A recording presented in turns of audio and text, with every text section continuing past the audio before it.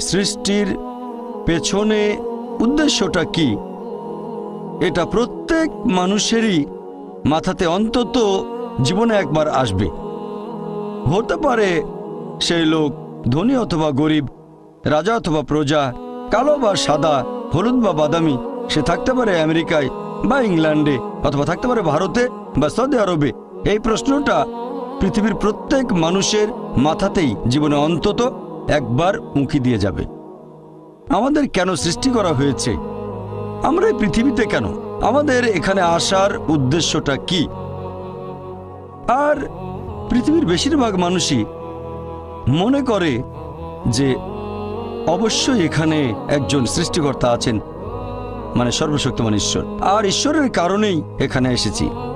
তবে সামান্য কিছু মানুষ আছে যারা বিশ্বাস করে না যে সৃষ্টিকর্তা বলে কেউ একজন আছেন, মানে সর্বশক্তিমান ঈশ্বর।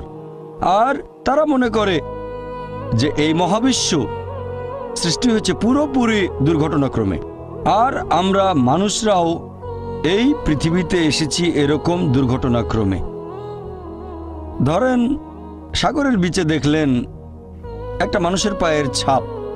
সে সময় একজন লজিক্যাল মানুষ চিন্তা করবে এই পায়ের ছাপ তৈরি হয়েছে কোনো মানুষের হাঁটার কারণে।